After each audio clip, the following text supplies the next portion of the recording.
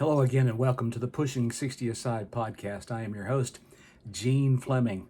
I was trying to be a funny guy tonight. I was thinking about different ways of opening a podcast, and I started to say something along the lines of, welcome to the podcast, a podcast that is brought to you by an aging fitness trainer who is held together right now with Alka-Seltzer, Tylenol, and Icy Hot. There you go. That would be funny.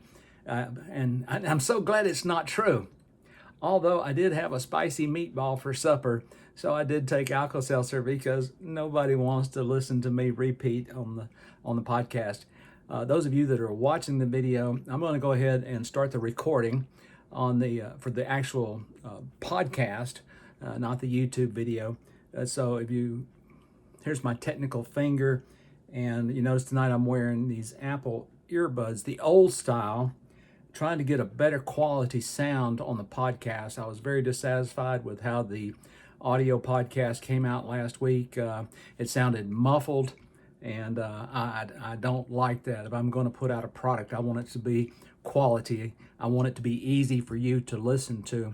Some years ago, one of my listeners said, I can't hear you no matter how loud I turn my phone up, or whether I'm using the speaker on my phone or my earbuds. Your voice is just not loud enough. And so I've corrected that by using some microphone software.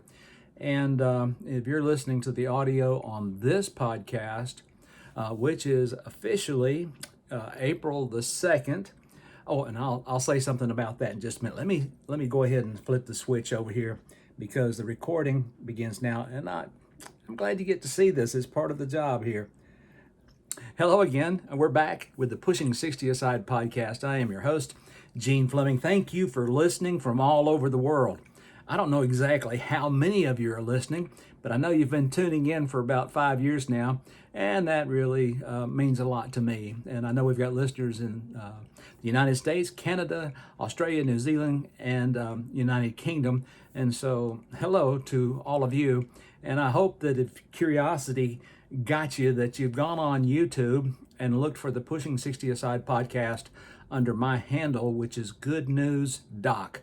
It's GOODNEWSDOC.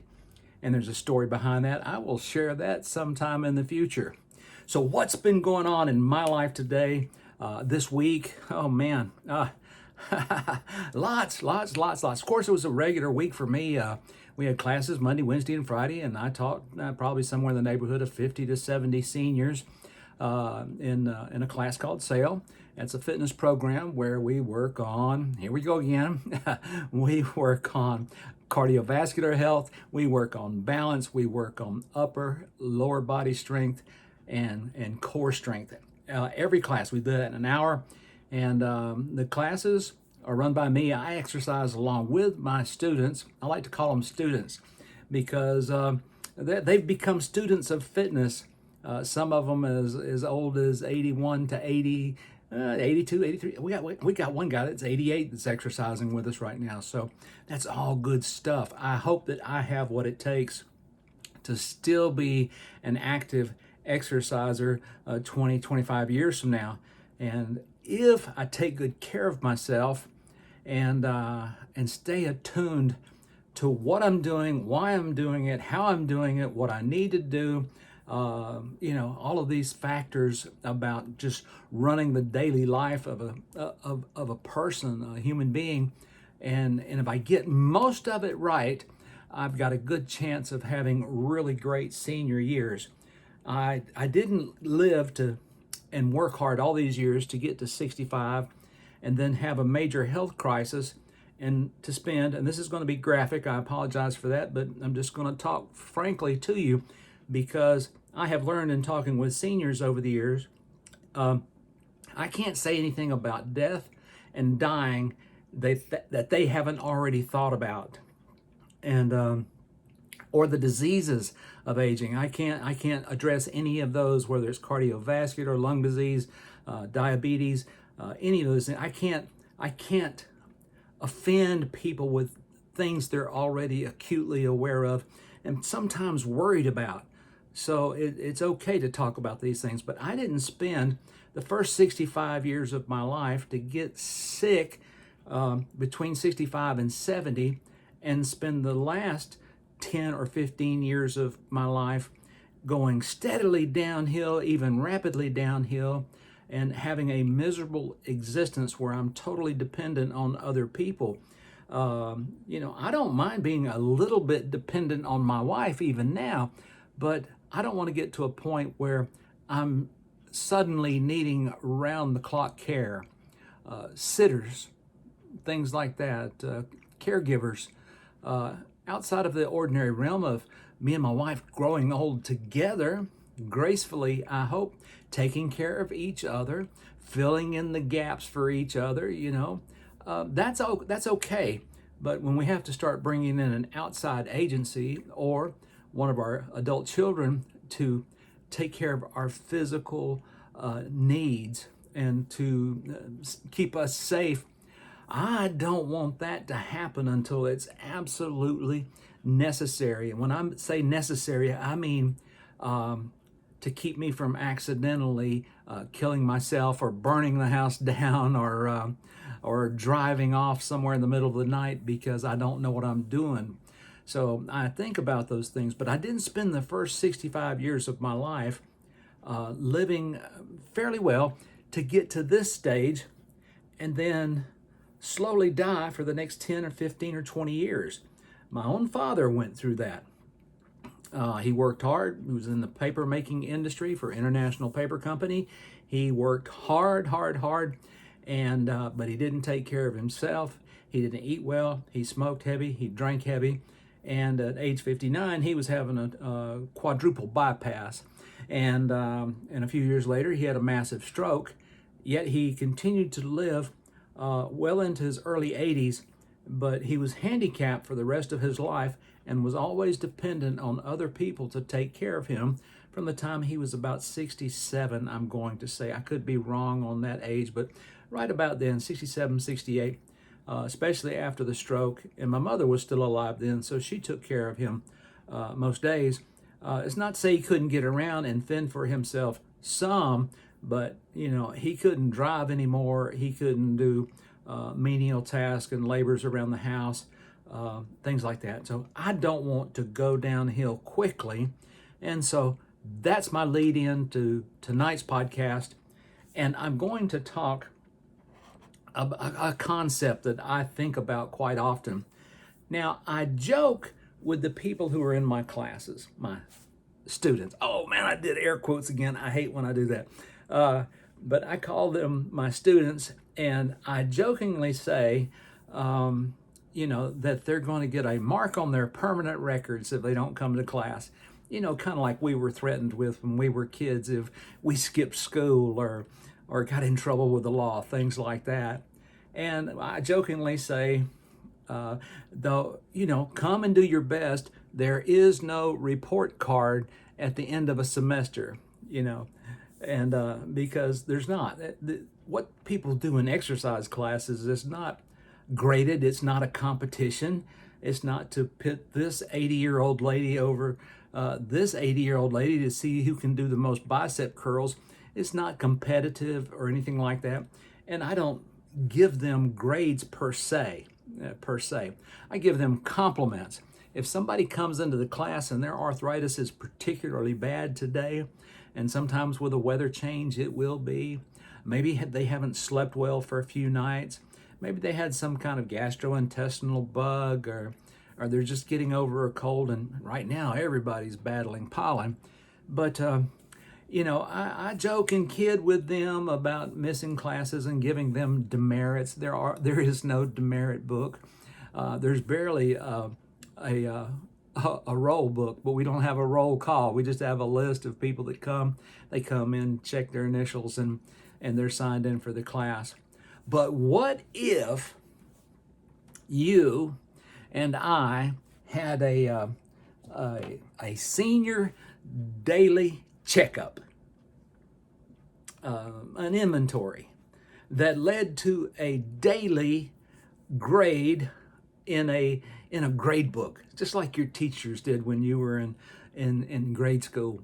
So if I was going to get graded on myself on a daily basis, would what would I be grading? What elements of my life would I be grading, and how would I award those grades? And I kind of thought through this as a topic for tonight because it's something you can do and you will likely do while I'm talking about it, because it's not going to be a long podcast. It's not a difficult subject. We're talking about you. You're the student, but you're also the instructor, because you're the one that has to tell yourself what to do multiple times a day. So when you do this, and if you want to grab a pen and a pad and take notes while I'm going down through this list of areas that we can evaluate, that we can self-evaluate on a daily basis, and perhaps give ourselves grades. Okay. Now, I know darn well there's some areas that I wrote on this little list right here that I'm not going to get an A plus in every single day. I may not even get an A minus, and some days I may not get a B, but what things cross my mind about areas that if I wanted to self-evaluate how I'm doing daily as a person in his mid-60s? I think that's fair. Am I being critical of myself? No, I'm being observant of my life and lifestyle. And a lot goes into that. So, number one that I'm concerned with these days, and I have been for a long time, ever since I lost a bunch of weight. You've heard that story before, so I won't go back into that. But I lost a lot of weight, and I finished losing weight about 2015 or so. And I've been rocking steady ever since at about the weight I am now, plus or minus 10 pounds. I have seasonal changes. Yeah, the holidays are not good to me, and wintertime's not good to me, and so I tend to go up a few pounds during that season, and that's okay. It always comes off in the spring with no special extra effort. I don't have to go on a crash diet to lose the holiday weight. And it's not, I don't gain the weight because of overeating a lot of sweets, pies, cakes, candies, holiday meals, and dining out and stuff. I don't do that, not really. It's just a seasonal change for me. So the number one question I'm going to ask myself every day: did I meet the nutritional needs of this physical body? Did I get sufficient protein? Did I get some fiber in my diet? Did I get some colorful fruits and vegetables in the mix? Did I have a variety in my diet? And by a variety, I mean I can have ample protein every day in my diet, eating fried chicken 3 times a day. Would that be a healthy diet? No.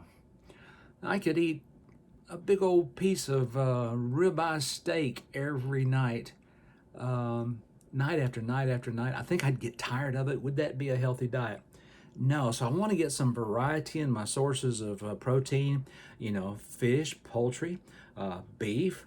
If you eat lamb is okay. Venison is excellent. Seafoods across the spectrum, pretty good for us. I don't eat too much seafood, usually not more than 1 serving a week, but that's one of my protein sources. Now, I do get some protein from whole grains and, and nuts. I do. But I want to have a variety. And, of course, legumes, beans and peas, good sources of protein that are, for me, fairly easy to digest. And you don't have to cook beans on the grill like you do a steak or chicken or something like that. So I want to know, did I meet my nutritional needs? And I take some supplements. I'm not a whole bunch of crazy supplements, but I take a multivitamin and some fish oil and some CoQ10 and a few other things that you won't be interested in. But so I'm trying my best to get the things that I need. And I know that foods like leafy greens and cauliflowers and colorful peppers and vegetables like sweet potatoes and yams, things like that, those are really good foods for us to eat. And there's a host of other things that we can eat that give us the vitamins, the minerals, the phytonutrients, and the fiber, the protein, things that we need to run these bodies. The one thing I know for sure is we don't need a whole lot of any one type of nutrient. We just need a good variety. And I'm going to beat this horse to death until the day I die.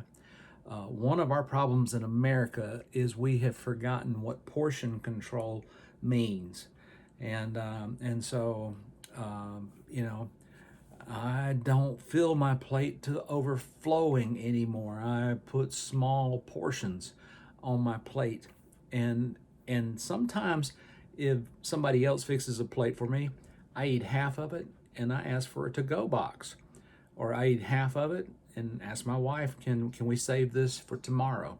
And so it's become almost automatic with me that I limit the amount of food I eat at a meal, and I also try to watch my between meal snacks. Do I snack between meals? You better bet I do. Are they good snacks? Yes, they are. I have a special trail mix that I eat that has no added sugar, and it's nuts and dried cranberries and stuff like that. You probably wouldn't like it. I've gotten so used to eating horse food, I don't care anymore. It's what I snack on: almonds, walnuts, pecans, peanuts, and things like that. So anyway, did I meet my nutritional needs? And because I don't believe that eating like I eat, I can get all the vitamins and minerals I need, I do take Centrum Silver for Men. That's not a plug for that particular vitamin, and it's kind of a just in case. Now, I know that what we take in a vitamin or pill form is not ideal. In an ideal world, I would get broccoli, carrots, kale, cabbage, spinach, collard greens, turnip greens, rutabagas, sweet potatoes. I would get some of that variety every single day, but I don't, and neither do you, more than likely. We do the best we can and get enough food in us to give us some carbs for energy, some protein for muscle and cellular maintenance, and we're really hopeful that we get the minerals that we need in our primary diets. This I know. Don't worry too much about taking vitamins or trying to eat everything in the food pyramid to make sure you're meeting your nutritional needs. If you have a genuine vitamin deficiency, it'll come with symptoms, and it'll show up in your blood work. So it is important that you get a general blood panel at least once a year. Talk to your doctor about that, not your fitness trainer. So number 2 on my daily checklist, because I got a report card coming on me. Did I get sufficient sleep? Oh, sad story for me. I really try to get enough sleep. I can't even explain why. One night I go to bed at 10:30. The next night I go to bed at 12:30. The next night I go to bed at 12:30, but I don't go to sleep till 2:30. One day I'm up at 6:30. The next day I'm up at 9. And so I'm just all over the place. I depend on naps sometimes to get me through the middle of the week. I'm not ashamed of that. Sleep is sleep, rest is rest, recovery is recovery. And if I come in and I am just beat to a pulp and I am no earthly good to anybody, not even to my dogs, because I'm grumpy, I'm tired, and as we say around here, I'm walking in post holes. That means I'm trying to take steps, but it is a severe labor because I am so tired. I'll go hop in the bed at 2 o'clock in the afternoon, get me a couple hours of sleep, wake up refreshed, and go on and finish the day. I'm not ashamed to say that because I think it's healthy. What would be worse for me at that point, when I'm sitting there after a day of teaching classes, and me and my wife are sitting there watching television or the news or maybe playing a video game, and I'm sitting there doing the head bob, or leaning over, dead asleep, putting a crick in my neck, Yeah, that's just dumb. So part of my discipline that gives me a marginal grade in sleep of a C plus is that if I'm walking in post holes, as we like to say here in the South, I'll go.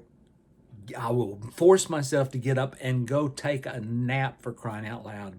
Hopefully, when I wake up, I'll be re energized. The one thing I don't want to do is trying to keep myself going with a lot of caffeine or sugar. Both are quick sources of energy and alertness, but it only fatigues you more. What goes up must come down. And if I were to eat a lot of sugar in the afternoon, looking for a energy burst, or drink something like Mountain Dew or regular Coca-Cola, and which has caffeine in it, drink that mix of sugar and caffeine and get a jolt and come back awake. About an hour later, I'm going to have a sugar crash and slide right down. Then I'm going to be more miserable than I was if I just gone and taken a nap. Number 3 on this list of things: did I get some physical activity today? Think back to when the winter months were here, and I know some of you up north are still enjoying, I'll say, winter weather, but there are some days when there's no such thing as leaving the house. Torrential rain, snow, sleet, high winds, tornado warnings. We have it all across the country. We've just gone through another series of tornado warnings and here where I live. And so we're not going anywhere or doing anything. Outdoors is out. You can't go out. You can't get things done in the yard. You can't play golf. You can't go hiking. Weather just doesn't permit. But that doesn't keep me from getting some physical activity inside the home. And so, I have an exercise bike. I have exercise videos that I still routinely use because I can get a good cardiovascular workout in my den. Put on some good workout shoes and comfortable clothes like I'm wearing now, and hit it for 45 minutes, and my physical activity needs are met. The next question I'm going to give myself on my report card is, did I get something productive done today? Now, mind you, this evaluation is just for a single day, and I could review a list like this along about bedtime, not to interfere with the going to bed process, because I don't want to give myself a bad grade and then be worried about it right at bedtime. But the question is, was I productive today? Did I get something done that needed to be done? And it might be something like laundry. It might have been vacuuming. It might have been unloading and loading the dishwasher, cooking a meal, other routine household chores like paying bills, things like that, writing correspondence, working on a religious course. Did I get something productive done today? It might include something rather recreational, like working a crossword puzzle. That's productive in that the mind, got stimulated and got used. Productivity is key to having this life beyond 65 that I so long for and hope to create through giving myself the occasional checkup. The next thing on my list is, that productivity could include things like going grocery shopping too. Taking the dog for a walk. That could cover a couple of things. You got physical activity, and you got something productive done. And then the next question I want to ask myself is, did I do something just for fun? No other reason, just for my edification, entertainment, silliness, goofiness, whatever you want to call it, something that makes me lighthearted, enjoyable, have a little laughter, whether it's maybe watching a comedic movie, Did I do something just for fun? Maybe it's going out to dinner with my wife, just for fun. Did I do something recreational today? Some days, it is. It's golf. And I'll go out and I'll play golf for about 2 hours. That's a plenty. I can play 9 holes walking in 2 hours. I get some exercise. I get to do a little math. I get to hone my skills. I wish they got sharper and sharper. They don't seem to, and not with age, but I can still hit a ball pretty good every now and then. So, did I do something recreational today and give myself a grade on that? And so, how would you do that? How would you do that? Well, if I really like to play golf or fish or anything like that, go bowling if you bowl, or throw darts if you throw darts, play tennis if you play tennis. If you do something recreational that's fun and is exercise also, you kill a couple of birds with one stone. But so let's expand that out. What if I do any of these things in a social setting, or if I do anything that is a literal social setting? I can see, and I have seen, where for some seniors, it's easier to become distanced from other people once they leave the workforce. And I was amazed that when I left the workforce, that those people that I thought was, you know, best friends, buddies, fishing partners, things like that, as soon as I was no longer going to work with them anymore, those friendships, no matter what effort I made, those friendships seem to fade very quickly. You think back to, if you're retired like I am already, and you think back to when you were working, and name 3 people that you worked with for 10, 15, 20 years that are still in contact on a regular basis. If you've got 1, you're doing pretty good. If you got 2, you're Superman. If you've got 10 or 15 guys that you or women that you worked with during your years in the workforce that you're still in contact with, other than Facebook, because Facebook is not real, if you've got 10 or 15 people that you're still connected with from your working years, you're doing really well. You're doing really well. That's unusual. That's unusual. But it would be easy for me to withdraw from society at large and not be involved in any kind of social activity. And it doesn't matter if it's Lions Club, Kiwanis, the Masons, the Shriners, Civitan organizations, volunteer groups, retired senior volunteer programs, things like that, volunteering for the American Red Cross. I've got some ladies here locally that are hospital greeters as Red Cross volunteers. There's something to be done for everybody. And so my question for you is, how are you going to stay social? Because it's important for us to have social lives where we interact with other people. We exchange ideas, we exchange humor.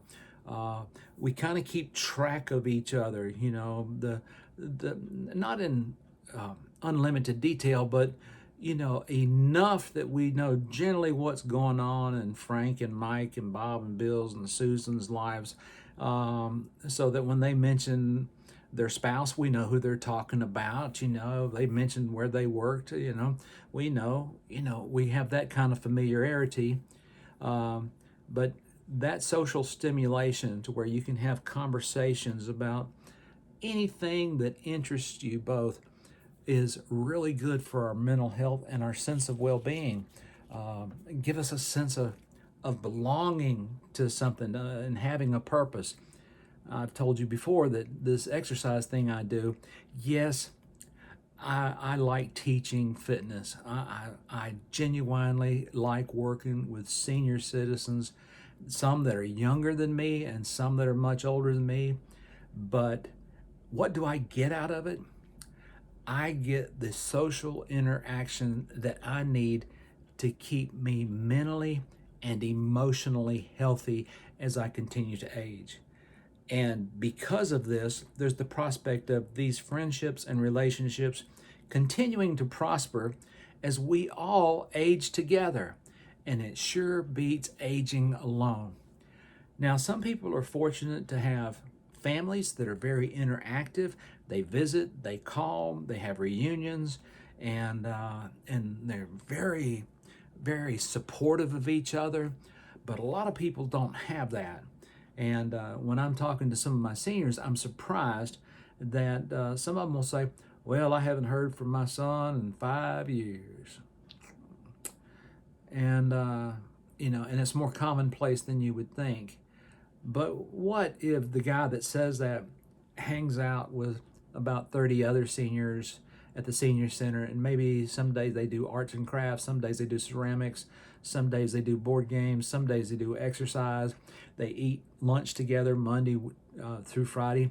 All that's good stuff because you feel like you're a part of something, and that's very important. My final thing on my checklist, and I'm going to close this podcast out, is did I today follow doctor's orders? When I was in the Navy, orders were a big deal.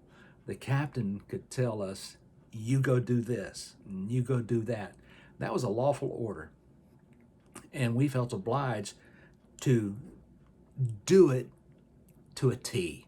We wanted to make sure the captain was satisfied with whatever we were doing as our contribution to the overall mission of the ship. And our highest priority was to carry out that order. We don't think of doctor's orders in exactly the same way as us old Navy guys think of a captain's orders, but nonetheless, we know what doctor's orders are. If you're in the hospital, the nurses are depending on the doctor's orders how to treat you, how much of what kinds of medicines to get and what kind of physical therapy to have and what kind of tests and x-rays are scheduled and all that. Those are doctor's orders and they're written. But for us ordinary people that are just going to see our doctor for urgent care, routine care, that doctor gives us orders too. And oftentimes that doctor tells us, you need to eat good and you need to get some exercise. And then he's going to break out his pad and he's going to say, okay, Mr. Fleming, I'm going to try you on this medication here. I want you to take this 3 times a day until I see you in 3 months from now, and we'll see how it's working for you. If my doctor gives me a medication, my job is to follow his orders and take that medication as prescribed. Not try to take half doses or take it every other day or take it when I remember it. If I want to have the therapeutic effect of that medicine, I have to take it as prescribed per doctor's orders. And if my cardiologist tells me, Mr. Fleming, you don't need any more salt than 1,500 milligrams a day, that's a doctor's order. He's telling me part of what I'm prescribing for you is for you to watch your dietary intake of sodium every single day. And then for myself, I'll play doctor here. I used to be very obese, morbidly obese. That's the kind of obesity that's killing you because you're so overweight and so much of your body is adipose tissue. My order for me is do not eat a lot of sugar and sweets and simple carbs. Don't do that. I have to follow that order. So when I get to the end of the day and I want to tear off my report card and go down through the list, I think it's a fair assessment. I'm going to go right down through there real quick, and then we'll close this podcast out. Did I get my nutrition today? Check. Today, I get a B+. I did pretty good. I can say that honestly. Did I get sleep? Oh, yeah. I slept good last night. I didn't go to sleep as early as I'd like to have, but by 2 a.m., I was asleep, and I slept through till about 10 a.m. It's Sunday. I slept in. Don't judge me. It's okay. I don't have to go punch a clock. So I got the sleep that I needed, about 7 or 8 hours. Did I get physical activity? All day long I had physical activity. Was it hard physical activity? Did I break a sweat? No. I did 5 loads of laundry today, and including changing sheets. and I did work out in the yard, picking up limbs and doing cleaning and working in some flower beds and stuff. Most of it's just busy work. Did I do something for fun today? Did I do something productive? I unloaded the dishwasher. I fed my pets and took care of them. I produced a video of one of my dogs and put it up on Facebook, and it just amazes me here lately, the popularity of these videos I do with these dogs. If you haven't seen me, follow my primary Facebook page, Gene Fleming on Facebook, and or you can follow me on Instagram under Pushing 60 Aside. And my dog's videos are coming up there. My dogs talk on the videos, they do. I think it's pretty cool. And so I did something productive today. Did I do something just for fun? Well, I'm kind of weird, you know. If you haven't figured that out by now, I'm kind of weird. I'm not eccentric weird, but I'm kind of weird. I've got a small garden in the back, a raised garden, and I worked on that some today, and I added some more cow manure to my planters. It's not hot manure as we say down south. It's composted manure. But I'm growing leafy greens, of course, and Brussels sprouts, and thinking about expanding the garden to include some summertime vegetables and things. Did I do something just for fun? That is fun to me, and so I do something social. Today I get a C- on social, but that's okay. Tomorrow's going to be an A+ on social. The thing I want to do is make sure that I'm not getting failing grades all the way across my report card because I'm not taking care of my nutrition. I'm not getting sleep. I'm not getting social activity. I'm not doing anything that's productive. I'm just whiling away the hours. I'm not doing anything that's recreational or fun. I'm not hanging out with other people and having conversations and laughter and maybe watching a football game together. And I'm not following doctor's orders. I could get a really lousy report card if all that was true. And I know some people that are like that, and they're not very happy people. I can't make them happy. I can lead, like I say, I can lead a horse to water, but I can't make him put on swimming trunks. And I've told so many people about the benefits of exercise, and some will come 1 or 2 classes and they'll realize there's a little bit of work in it, and that's the point where their willingness to invest in the process checks out. And no amount of begging, pleading, or anything else will get them to come and do something that just seems like a lot of unnecessary work to them. But you got to come long enough for the benefits to start to show up, and it takes about 12 weeks of regular exercise to see appreciable improvements in the human body. Well, folks, that's it. I've had a good day. It's Sunday, and I got a lot done today, I think. Anytime you can do 5 loads of laundry. Why do I have 5 loads of laundry to be done on Sunday? Well, this last week I did a lot of concrete work and brick work and dirt work and some projects out here, planted some trees, things like that. And I went through some clothes, so I had a lot to wash. Hey, most importantly, I hope you're taking care of yourself, good care of yourself. This report card thing is a good idea. I think overall for this semester, I'm going to give myself a good solid B, a good strong passing grade. I'm not an honor student at life, but I can give myself a good solid grade of a B, and hopefully I'm doing enough across those areas to help myself have really grand years when I'm old, a long time from now. Until next podcast, may the good Lord bless you.